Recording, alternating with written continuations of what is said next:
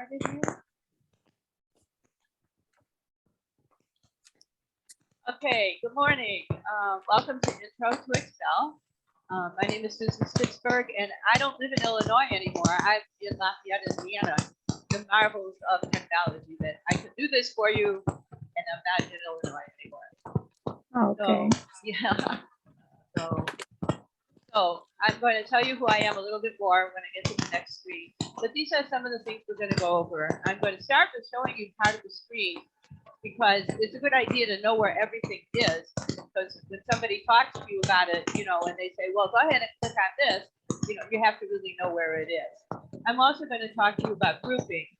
And if any of you are old enough to remember carbon paper and how messy it was and everything, so we can actually group some of the tabs in Excel so that whatever you put on one is going to go on all of them at the same time. So I'm going to show you that.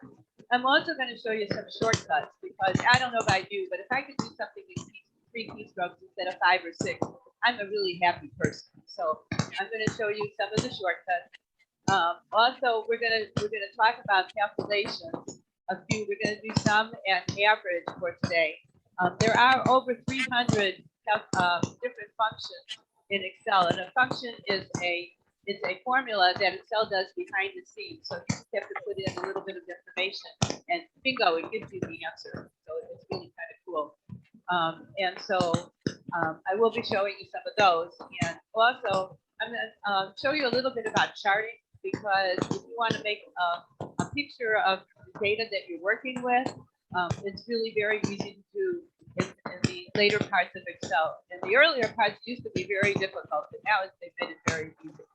I also have a summary sheet called Tips and Tricks, which is going to summarize a little bit of what I've done.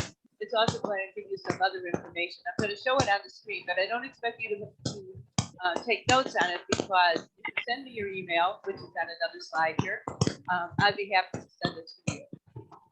So my name is Susan Spitzberg, and I've been teaching for 30 years. All right. I've been at Rasmussen College for 10 years, which is actually how I got involved with Aurora University, because I'm sorry, Aurora Library, because one of my colleagues was supposed to do a demo for them, and he made a mistake and had 2 things on the same day. So he asked me if I wanted to do it, and I did his demo, and then they asked me to stay because they liked it so much. So I've been doing this for about 4 years now at the different Aurora campuses. And like I said, I was telling Velma, I used to do it in person, and of course, we're not doing that anymore, which is good because I live in Lafayette, Indiana. I didn't, you know, I used to live in Illinois, but I live in Lafayette, Indiana. So I teach computer applications, and I teach Excel, and I do some technical writing for Rasmussen. I've had a chance to rewrite some of the classes with the, you know, the material and the assignments and stuff like that. I used to be a help desk person. I worked full time as a help desk person, and I taught part time. Now I'm semi-retired, and I teach part time, which I love very much. Okay, and from Rasmussen, I was online instructor of the quarter 2 different times. So I love what I'm doing. I love to impart it to people, and I'm glad that you're here. So here's my email address. If you want a copy of today's file and the tips and tricks summary sheet, which I'm going to show you later, you can email me at this address. So I'll take a second out, let you write it down. It's my name with a dot between, SUZAN dot Spitzberg, SPITZBERG, and then it's at Rasmussen, RASMUSSEN .edu. Okay. So I'm going to take a drink of water here.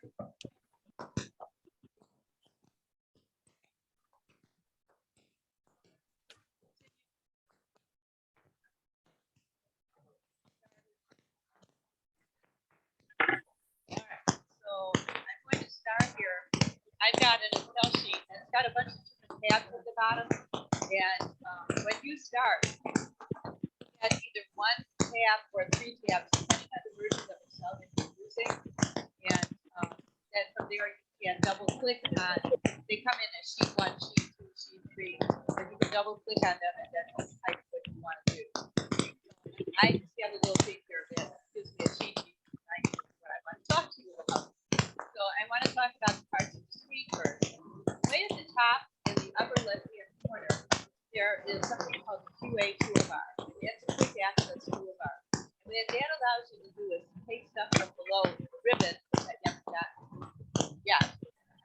and put it up here so that it's available to you no matter where you are in one of these tabs.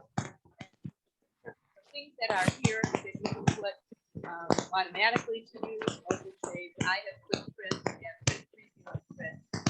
Yes, I have to check off. If I don't want one, I can just click off there. Okay? And if I want to add something like spelling, I can click it, and now it says ABC up there, and I can spell it. So if you're having a problem with some of these things, you don't know exactly where they are, you find at what time, you can stick them up here, and you'll know that you always have them. Now, the QA toolbar is available in all of Microsoft applications, but you have to set them individually. That makes sense because you have things in Excel that you don't have in Word or PowerPoint. So underneath that, you have your tabs, File, Home, Developer, all the way down. And the most common things that you use are going to be like the first 4 or 5. And they're pretty much the same in Word, Excel, and PowerPoint. So if you learn how to do something today in Excel, it's very possible that it will work the same way in Word or PowerPoint. So each of these tabs has a ribbon attached to it. So we're going to spend a lot of time on the Home tab, okay? But there's the Developer tab. You may not have Developer. That has to be added later on. I do that for teaching. But you will have the Insert tab. And you notice if I click on it, it has a whole bunch of things that I can do.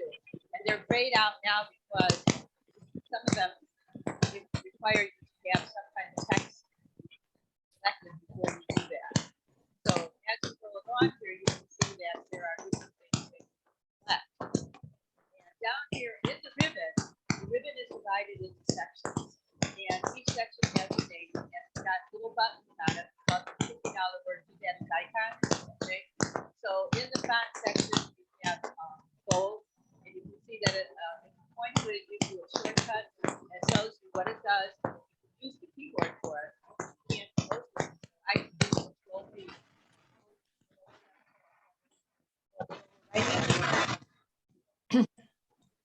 Excuse me, Susan? Hello? Oh. Hi, I'm getting a lot of popping. I'm not sure if it's something on my end, but it's making it really hard to hear you. Is there something? Wow. Actually, I don't think there's anything on my side. Is everybody muted? Okay. Yeah, I hear a lot of popping also. I can barely hear what you're saying. Oh boy.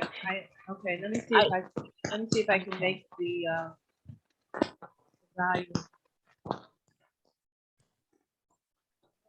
My volume is set as high as it'll go. So I apologize for that. I don't know what else to do. I can try and talk a little louder if you think that'll help. It sounds much better right now. Okay, all right. Also, it's possible that the thing that points to my mouth, my headphone has put down. So I will be monitoring that. So thank you. And if it happens again, please interrupt me. It's okay. I don't mind. Okay. Okay. Thank you. So carrying on. So on your ribbon, you have different sections, and each one will be marked. And if you point to one, it will tell you what it is. Okay. And down in the lower right-hand corner of a section, we have something called the dialog box opener. And if I click on that, that gives me all different things that I can do that may not be on the ribbon. And I want to tell you, my point of view on this is that most of this came from an earlier version of Excel before we had the ribbon. And I think that Microsoft put these in so that people who were transitioning from the old version to a new version could come in here and see some of the old things, and it was more comfortable for them. But there are some things that are not on the ribbon, like the bold line palette, and then strike through, superscript, subscript. And you can see that each one of these has a tab, and in Excel, when you click on any one of them, it goes to that screen and it just comes up to that particular tab. In Word, it looks a little bit different, but you still do have the dialog box open. Now, underneath that, you have your name box. And I'm going to get back to that in a little bit. And also the function of the formula bar, I'm going to get back to that in a second too, because that's going to make more sense once you know about the columns and the rows. All right. So underneath those, we have columns, and the columns are designated by letters. So we would call this column A, column B, column C, and when you get to Z, they start all over again. So you have A, B, A, C, and I can guarantee you that you're never going to run out of columns, because when it gets to A, Z, it goes B, A, B, B, all the way to X, F, Z. Okay, so you're pretty set on columns. You're never going to have to worry about those. Rows are designated by numbers, and they too go down pretty far, over 1 million. So I doubt very much if you're ever going to run out of rows. But I say that because the very first version of Excel only had 256 rows. And one time I was on the help desk and somebody called and said, "I'm running out of rows. Can you come and get me more?" And I had to put her on hold because I was laughing so hard. But when I got back, I said, "Thanks for holding, but you can't do that because you only get 256. So every time a new version came out, there were more columns and more rows, because you really never have to worry about running out of stuff. Now, when when a row and a column intersect, that's called a cell. And the cell has an address, and the address is the letter of the column and the number of the row. So we would call this cell C5. And there's ways that you can tell where you are. First of all, you got a thick box around it, so you know you're over there. But if you need to know what the cell was called, you can look up here and say D. And if you look across here, the 5 is kind of shadowed. And also in that name box, it has it here too. In fact, I could actually use that name box to go someplace else. So if I wanted to go to F5, I could go to F5 without clicking in my mouse.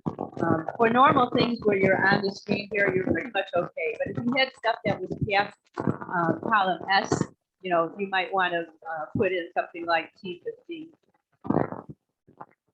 because that will take you right over there.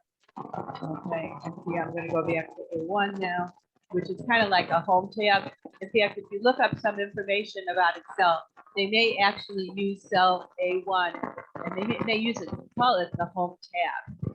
Okay, so underneath your spreadsheet, your basic card here is a group of tabs. Now I have added tabs here. As I mentioned before, you may come out with 1 or 3 when you start a new file. It depends on what version of Excel that you're using. But if you want another tab, all you have to do is click on this. And sometimes your training, if you look at Excel training online, sometimes they call them tabs and sometimes they call them sheets, but they're actually the same thing. So what I'm going to show you first is how to group these sheets, okay? And say you want to have information on 3 different sheets, but it's the same information all the time. And a good example of this, I'm going to show you later when I show you budget, that you could actually set up 3 sheets for a budget, like January, February, and March, and you can have all of the items on the left side, like rent, rent, what else? Food, stuff like that goes in the budget. So in order to group these, you have to be on the first one that you want. You have to hold down the control key and click the rest of them that you want. And what happens is up in the at the top in the title bar, it'll say group in brackets, so you know that it's grouped. And also you can see that the second and the third one have turned white, and they have a line across the top. So if I were to type something in here, I'll just, hello, how are you? All right, and if I go into the second tab, it's there too. And if I go into the third tab, it's there also. And the way that you get rid of these tabs is, one of the ways is to click over. And change that. Okay. The best way to do that is just right click and say ungroup sheets. It'll be at the bottom, way at the bottom of your shortcut menu. And then you're okay. But you can see that now I'm on Let's, now I'm on Group, now I'm on These. Okay. So that is grouping. And like I said, if you're old enough to remember carbon paper, it's like Excel is putting carbon paper between these tabs, and then whatever you type will go on all of them. And after you get in what you want to type, then you're going to be putting individual data on each tab, you got to remember to ungroup them because otherwise it'll still keep going. You know, it doesn't know when you want to stop unless you tell it. All right. So, okay. I can't do anything about background noise. I'm really sorry. I'm looking at the chat. So does anybody have any questions about the toolbar or grouping?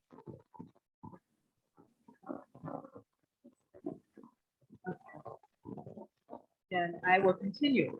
Right now, Excel has a lot of shortcuts, and I want to show you just a few that are built in. Okay, so in case you're using this personally or on the job, you can do these without, you know, to cut down on your typing. You cut down on your typing, you cut down on mistakes.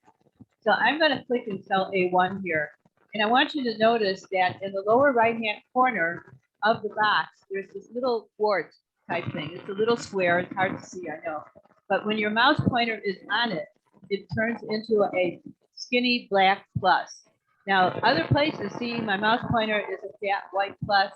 If I'm on the edge of this, it's a plus with arrows on both sides. So if you're practicing, you want to make sure that you have it specifically on that corner and your mouse is a skinny plus. And then if you hold your mouse key down and you drag across, look what happens when I let go.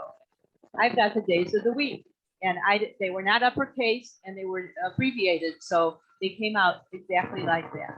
And you could go even further to the end of your sheet and we just keep starting all over with Sunday. Same thing works if now I have Sunday spelled out and I have it all uppercase, and it's going to go through like that. And if you notice that you can't see Wednesday and Thursday and Saturday too well, if you want to make a column a little bit wider, if you go up to the column letter to the right, and now you see another mouse pointer, it's a plus with arrows on both sides. If you just double click that line, it makes the column one character wider than the widest entry, which is nice because if you had a lot of stuff and it went off the screen, I have 21 rows here, but if I had something in row 27 and it was pretty wide, if I double clicked on this, it would make it bigger than whatever was in row 27.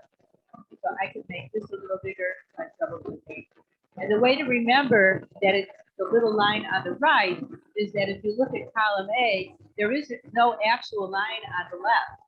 So you would have to know this is A, B, goes there. Now the same thing is true in dates.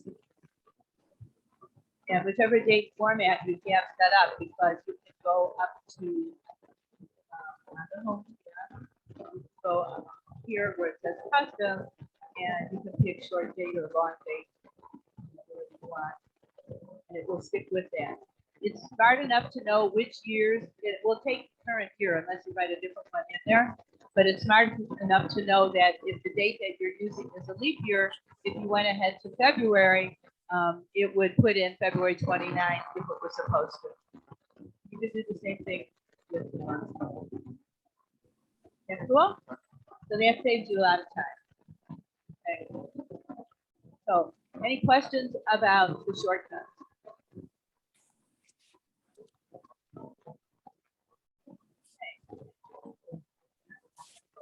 Now we're going to get into some fun stuff here. Okay. So the first thing I want to show you, and here's another thing, if the guys are old enough to have come from a typewriter, I taught a class once with 5 people and 4 of them didn't know what a typewriter was. That made me feel very, very old. That was 20 years ago. Okay, even worse now. If you recall on a typewriter, if you wanted to center something, you had to go to the middle, then you had a backspace 2 for every character. I used to go S to 1 for every character, S to C, A, N, or whatever, you know, and it never really came out too good. But here, Excel will do that for you. So if I want to center calculations over my data, what I do is I click in cell A1, and I keep my mouse pointer down, and I go across to column F, because that's where my data stops. You see the average sales stops in column F. And then there's a button in the alignment tab, to square with arrows pointing in each direction. And I click on that. And now what it's done is made one giant A1. As you see, if I click in B1, C1, B1 or B1 or any of those, it won't change up here because now you have just a super A1. Do the same thing with the second one. And the reason you have to do these separately is if you try to do them together, like clicking and dragging and then doing it, Excel thinks that you want to put calculations between rows 1 and 2, and it will tell you that it's going to blow away charting. It's going to take it away. So if you have a title and a subtitle that you want to do, then you want to do them separately. So what we're going to do here is to be sort of like a manager sheet that had 4 locations. It was doing monthly figures for 3 months, and maybe somewhere it would say numbers are actually in thousands, and that way he could eliminate she could eliminate putting 3 more zeros on every one of these numbers and making it really hard to read. So I'm going to show you what I don't want you to do first, okay? Because in my class I still have people doing this. But first of all, no matter what you're doing, you need to have an equal sign first, and that tells itself that you're going to do something that has calculations, so that after you hit enter, you get the answer instead of what you typed in. So if I were to go 100 plus 75 plus 250, and I hit enter, I'm going to get 425. Think about that word for a minute, that number for a minute. The problem with this is if somebody comes in and says, oh, I made a mistake and February was supposed to be 175. Well, any place that you use that 75, it would be up to you to go in there and fix it. And if you made a mistake, then what would happen is you corrupt the data. In other words, the answers are going to be incorrect. So I am going to delete that by pressing delete to show you another way that you can do that. So I'm going to hit the equal sign. Okay, and now what I can do is I can click on the first cell, I can put in a plus sign, I can click on the second cell, I can put in a plus sign, I can click in the third cell, and then I can either hit enter or with these 2 buttons that came up because I did equal to the equal sign, the X is like hitting escape, and I made a mistake, I don't want to do this. And the check mark is for almost the same as enter. So if I click the check mark, see I have my 425. I could also hit enter, which would have taken me down a cell. And then if I wanted to check on it, I'd have to go back up here. Either way is good. You just want to save 30 keystrokes here, you can hit the check mark. Notice that the answer is down here, but in that formula bar that I mentioned before is where your calculation is being done. So that if for some reason you had picked A6, but no, there's nothing in A6. You have to go back up here and take it out. So that's a pretty good way of doing it. Now, there's a problem with this way because when we do classes, we never give you like 20 or 30 rows of information and 20 or 30 columns of information. But in the real world, there are spreadsheets that have that much information. And if you're going to do it this way, and you have your answer supposed to be way down here, you have to go plus 7 plus plus Easton plus F6 like that. And the phone rings in the middle of, or you hit your mouse by mistake, something like that. It's very easy to make an error. So Excel knows that you do a lot of calculations, and so it's devised a shortcut for you. And the shortcut is up on the home tab where we are, way in the editing area, and it looks like the 3 letters. And that's our sum function, and it says automatically add it up. The total will appear after selected cells. So I'm going to click on there. Remember, you always want to be in where you want your answer. And Excel went out and looked for a range for you. 2 or 3 numbers in a row, just like I did up here, it's called a range. And so you want to check and make sure your range is okay with these orange hands. And as you can see up here, we have our first function. Now, Excel has over 300 functions. And I say over 300 because when I rewrote the Excel class about a year and a half ago, we looked at 3 different textbooks for Excel to use in the class, and each one of them had a different number of functions. One said 301, one said 305, one said 306. So if I say over 300, I'm correct no matter what the real number is. And what this does is behind the scenes, Excel is adding the range B6 through D6. So the colon is like the word through. So here we only have C6, but if you were down at E6, it would go B6 colon E6, and it would add up all the stuff in between. You do want to always check to make sure that it did your ranges correctly, and I'll show you why in a couple minutes. So I'm going to click the check mark because I'm happy with that. And notice if I go ahead and I change this to 175 just by typing over it and I hit enter, watch what happens to total sales. It now changes, okay? Because what you've told it to do is to add the contents of B6 through D6. Excel doesn't know from 100, 175, or 250 up here, but it just says the contents. So if you change the contents, then you get another number, and that's what you want. So any place that you had used February will automatically change when you changed it. Now, a good thing to also use is the fill handle here, and I'll tell you why. Because what if you had 200 rows? You don't want to go and have to do equal sum in each one of these rows, and you don't have to, because that's where your handy dandy fill handle comes in the lower right hand corner. Because if I click and drag down here, okay, see I have, this is B6, D through D6, B7, B8, B9. And the reason that this works is because you have told Excel to add the cell that is 3 to the left, to 2 to the left, to 1 to the left. So and here, this is what we call relational addition. We want to go 3 to the left, 2 to the left, 1 to the left. So if you were down at row 25 or 50 or 100, it would still be going 3 to the left, 2 to the left, 1 to the left. Okay, so you always want to, if you're doing calculations of addition, you always want to use the sum function up here. And I'm going to put a grand total in here. I'm going to click it again. As you can see, it went shopping and it found the correct range. And I will click the check mark. Okay, so another function that you might want to use is average. Okay, you might want to take the average of these 3 months. And so if I click on the down arrow next to the sum button, we have some more that we could use, and we're going to use average.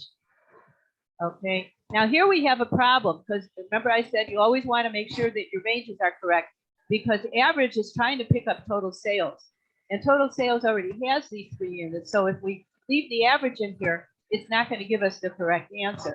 So the way to fix that is to click on the first one, and that gets rid of the marching ants for all of it, and just drag through the middle. Your mouse pointer should be a white plus when you're doing this. So right in the middle, and then you click the check mark. And for some reason, it's giving me a percent, so I don't really want a percent here. So I will just change it to a number. It's because I used this for another class. Sometimes Excel remembers what you've done. Okay, and I'm going to use the fill handle. And that's going to give me my average sale. If I don't want 2 decimal points up here in the number section, I have these what looks like goose eggs up here, or anybody's egg. Okay, we can increase the decimal here. Every time we click it, we get rid of 1. So we just wanted an average of the averages without going very specific. Then how we use it. So, any questions about this? Either unmute yourself or write in the chat, and I'll give you a minute to think about it.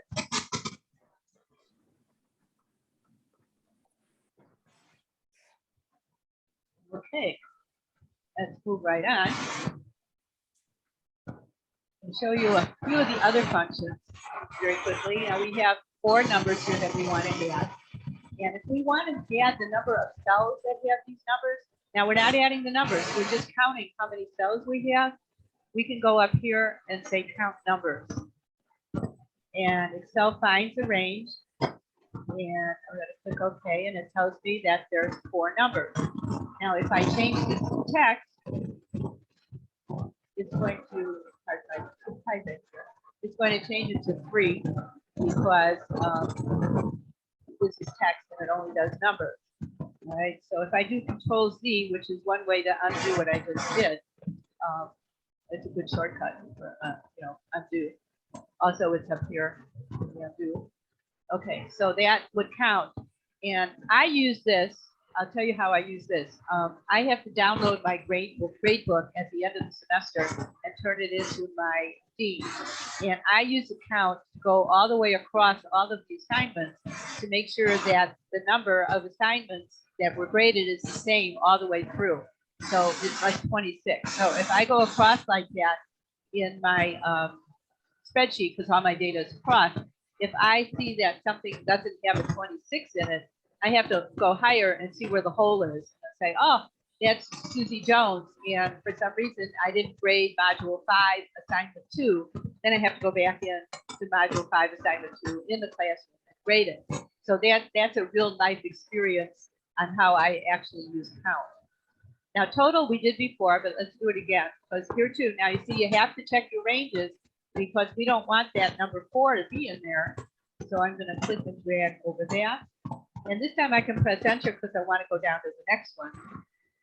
All right, and we did average, so let's do that again. A little practice. And click and drag over and leave out the other 2 because Excel doesn't realize, you know, that it just goes and looks for range numbers. And then hit enter. Okay, now here's a new one.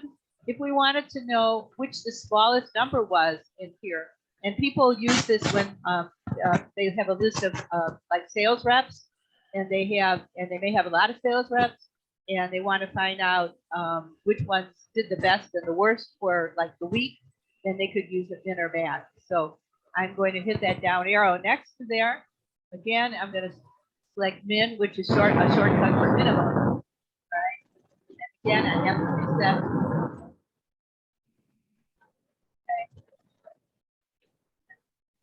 Yeah, if something happens and one of those numbers changes, and now the minimum is 50, and you notice that count would change, but the total and the average also change. So here the minimum is 50. Here, down arrow. Yeah, here for sure.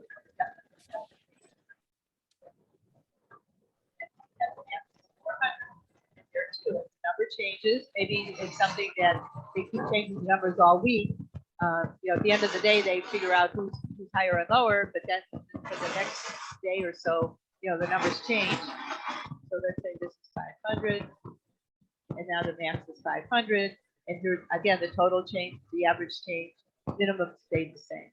Okay, so those are just 5 of the 300 and plus functions that are in there.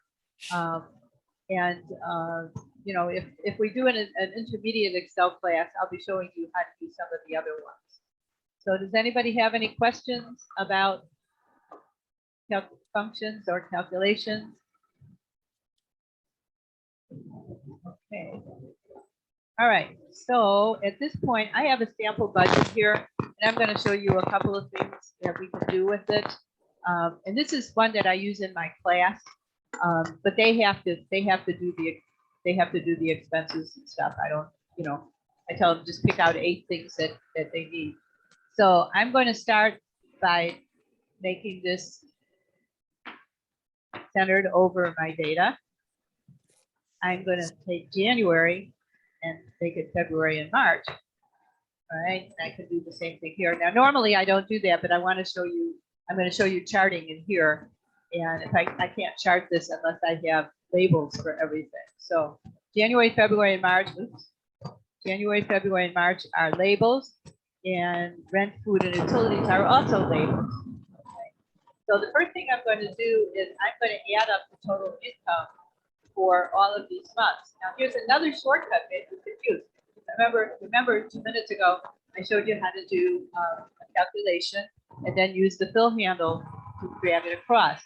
But if you have a bunch of columns like this, you can set the range first and then click the sum button. So that's the same thing as clicking here and dragging across. And I can do the same thing with total expenses. Okay. And now we want to get the net income, and that's a plain subtraction. And that would be your income minus your set expenses to see what's left. So we start with an equal sign, And then I'm going to click on the total income for January, and I'm going to put in a minus sign. On my keyboard, it's right next to the 0. It's just a dash. Okay. And then I'm going to click on total expenses here. And then I'll click the check mark because I know I'm going to have to drag this across. And so that's what my net income is, my total income after expenses. And I'm going to use the fill handle to go across like that. So that's one way that you can do a budget. You would be keeping track of your totals on things like food, you know, maybe someplace else, on a piece of paper or something. You know, rent might be pretty much the same, or it might go up. So I would like to do a chart on this now. But what I'm going to do is I'm going to do it wrong the first way. All right. The first thing I want to tell you is don't use total expenses for the same reason that we didn't use it in our average, because those numbers are already in there. So say I'm just learning, I'm like, okay, I want to make a chart out of this. I'm just going to select the data, and I did that. I didn't talk about selecting, but clicked in the first one, drag across, and drag down. And you can go down and across if you want. I had a class once where I deliberately went down and across all semester. And when I'd be looking over their work, some people went across and down. So I think it's hardwired in your brain how you do that. I'm not sure. So I'm going to click on the insert thing up here, the tab up here, and then we have a chart section. So we could use the recommended chart, or we could do our own. We could do a column or a bar or a pie chart. So I'm going to take column or bar, and just for this one, because it's easier to see, I'm going to do a 2D cluster column. Okay. So we look at that, and the problem here is that this doesn't tell us anything. Series 1, 2, 3, nothing. 1, 2, 3, 4, 5. We've got the bars, okay. But this is, if you're using this for analytical purposes, this isn't really going to help you. So I'm going to do a Control Z to get back out of there. And the reason that didn't work was because I didn't take my labels. So I have to click and drag and go over there. And you don't have to worry about expenses, because it's not going to come out, but these are going to come out now. So I'm still over here in the insert. And if I click on here and I click on 2D, you can see that now this makes some sense, because it tells you that for January, February, and March, each one has their own color, and you can see what they were doing. So you can easily see that, you know, you spent more in March on food than the other 2 months. And utilities on February, which is probably right. You know, I don't know about you. I just got my electric bill. It's the highest we've ever had here in a year and a half, and so on. Okay. And notice also that now that I'm in the chart, I have different ribbons. My ribbon has changed. So I have different things that I could do. If I didn't like that January, February, March were here, I could switch the rows and columns so that I can see everything in January, everything in February, everything in March. Yeah.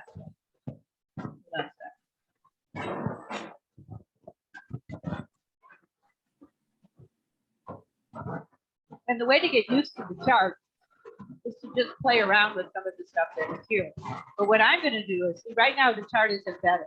Okay, so I could move it next to the data if I want. But if I just want to see the chart without seeing any of the other stuff that's over here, I could move it. You have to make sure your chart is selected. But I could move it by clicking Move Chart. And now this is very interesting because you want it to be on a new sheet. If you just click OK, nothing is going to change because it's already an object. I'm good at a sample punching. So I'm going to click on New Sheet, and then Chart 1 is highlighted. So if I want, I can change it to my chart right here. Okay, and if I click OK, see what happens is it's only a chart.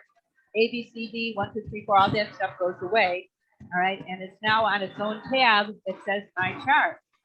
Now here's a bunch of things that you can do. I could do an entire lesson on charting. Okay, and so I'm not going to spend a terrible amount of time on this, but you can add different chart elements here.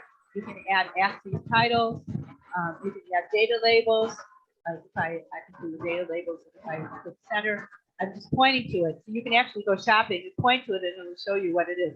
So what the data labels did is put on each one of these bars or columns the number that was in the data in the budget.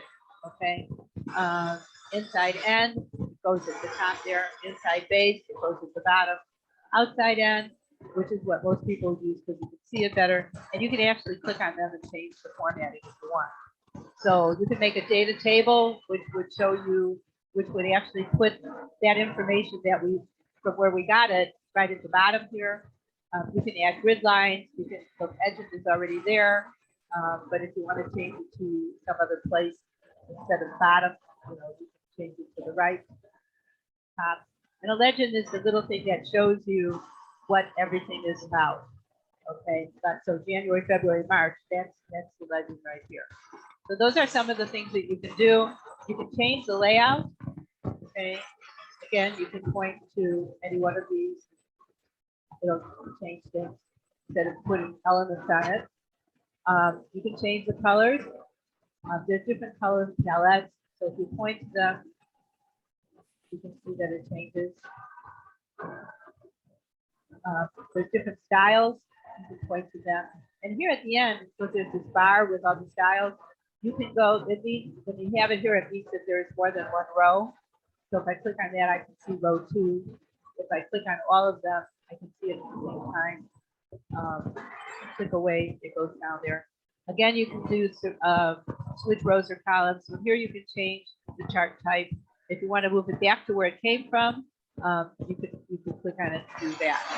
The other thing that I want to show you on this is that say you had you were giving a presentation and you had to talk about how utilities are better in the other months than they were in February. And if you want to change just this color, all right, the first thing you would do is you would click on it, and that's going to select all of the bars that are the same color.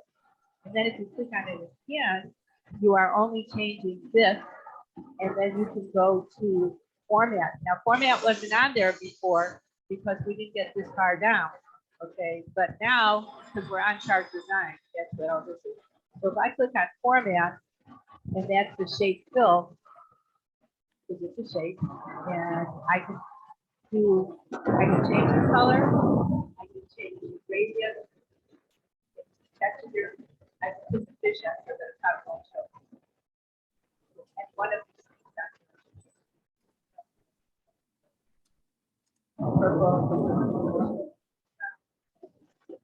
So if you were doing this in presentation, you had this on overhead, you would be talking about that particular bar, then you could change that bar so that it stands out just a little bit longer, a little bit taller.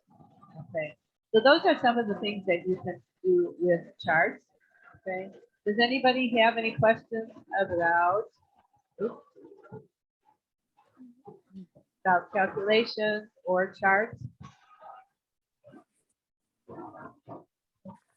Like I said, you know, you have my email address, and I am available to answer questions after this class. The other thing I wanted to show you is I'm going to set up 3 new sheets here. And they're called sheet 1, 2, and 3 because I had changed the rest of them. So I'm going to say that this is going to be January, February, and then this is going to be March, and then helps if you remember double click.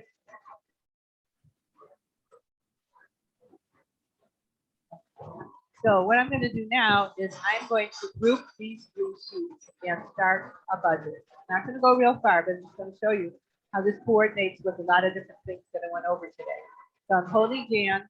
I can hold my control key down and hit February and March. Okay, and now I can say monthly budget.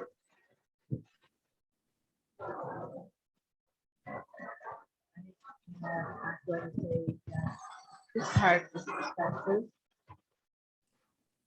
Oh, actually, I'm sorry. And then I'm going to go down to the expenses here. And here I'll put in. Then the things that in a budget would be the same every month. Okay. Rent Okay, we're gonna do 3 months. So say we know that rent's gonna be $1,000 for the 2 months, but it's not gonna be for the third. So I'm just gonna put those two in here. And let's say food, and that might change every month. We're gonna do that alone. Okay, transportation. Transportation is a big word. We're going to double click here. So you can see the whole thing. Otherwise, you could see it until we put a number in cell C11, and then it would get truncated. You never see it at all. Transportation, utilities.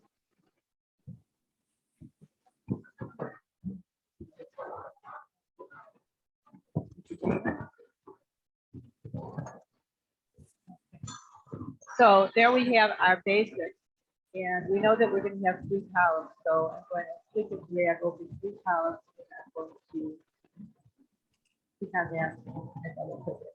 And while I'm here, I might want to make the labels bold so I can see them. So I can click on the bold.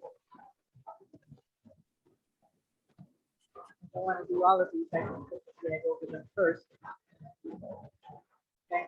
Now I'm going to ungroup these.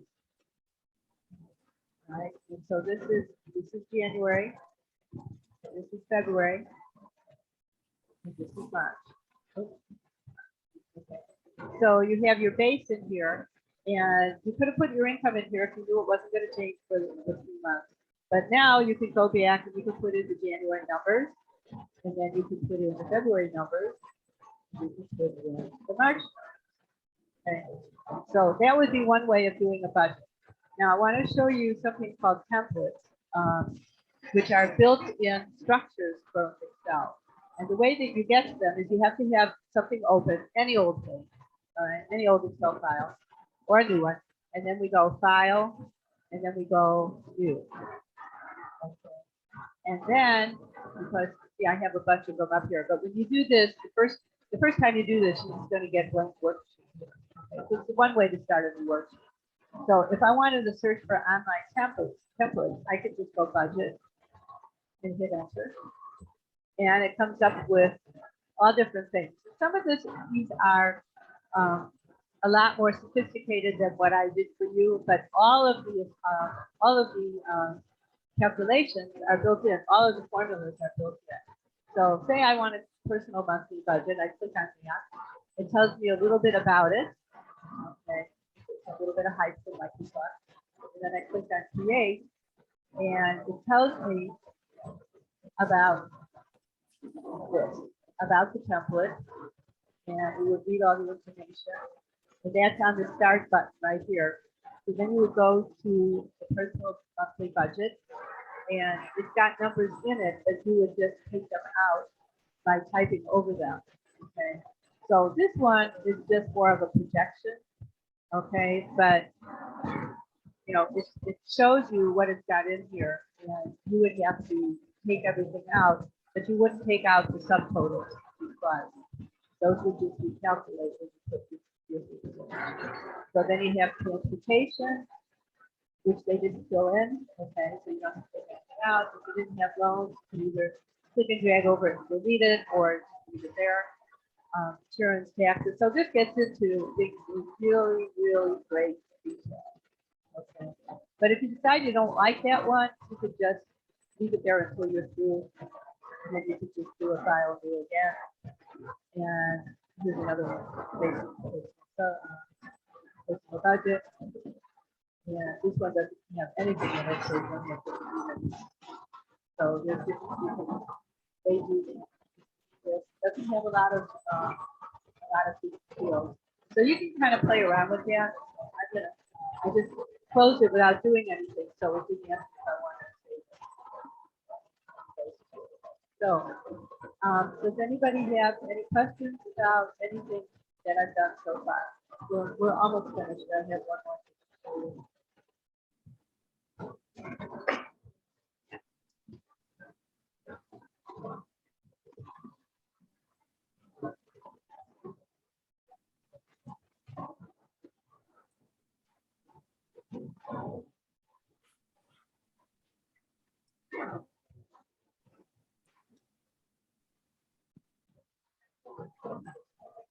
stuff? No, you guys see that? I just need one person to verify. Somebody? Anybody?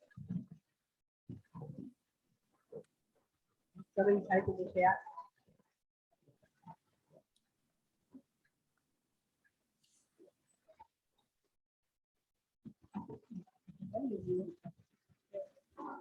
I hope you're still there.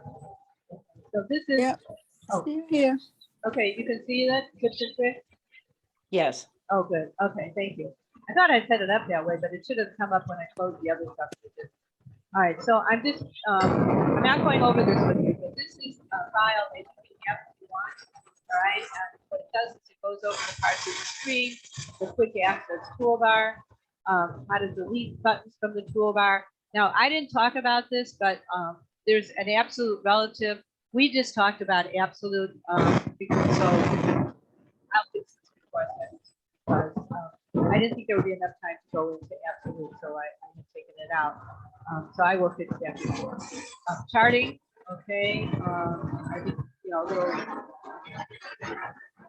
things to remember. We will talk about grouping, some other useful keyboard shortcuts. I did use OB, but there are some very good ones. F7 will check your spelling. S4 on the formula bar. So here, if you're looking for stuff, and I want to tell you, I am right now currently taking a Photoshop class. It is the hardest thing I have ever taken in my entire life.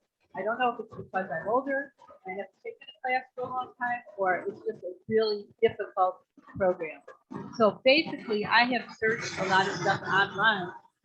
When my instructor talks about it and I don't understand him, I will go out to and I will put in Photoshop 2022 because that's the program I'm using, how to, and put it in. And I'm finding a lot of things out there that will help me when I don't understand the material. And I'm bound and determined I'll get an A. It kills me. Okay.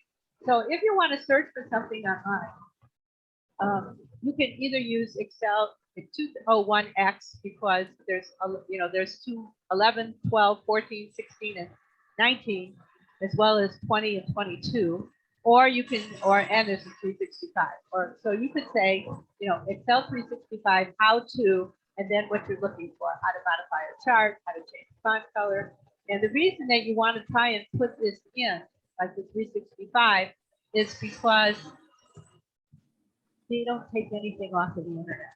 And you may find something out there that was from Excel 2010, and it looked like it was pretty good. And then you go to do it, and you find the things have changed, and your screen does not look like that because you're using a different version. Okay, so I would say use whatever version you have, and or pick out a version if you're not sure which one you have, and then put in how to.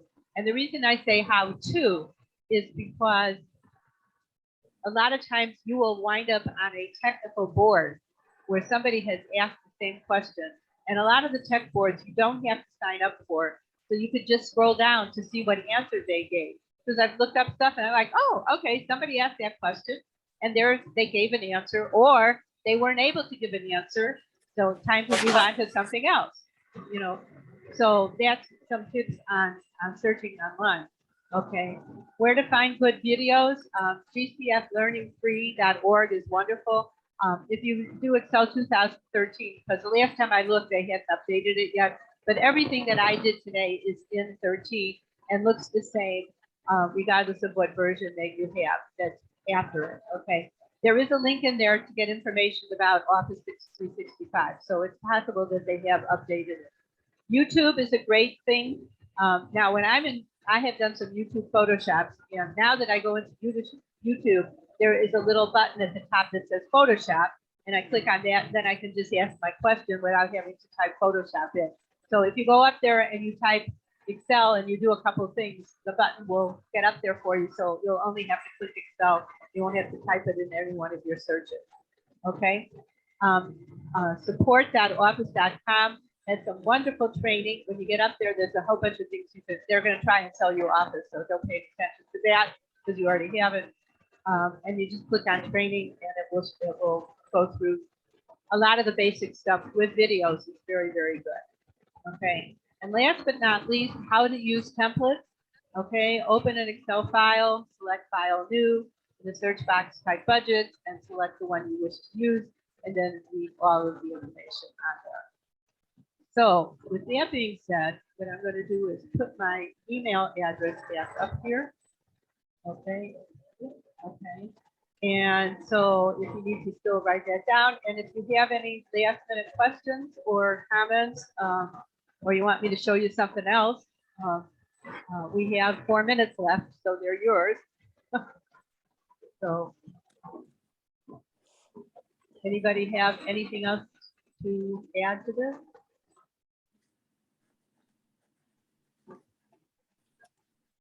Okay, then what I'm going to do is I'm going to stop my sharing here.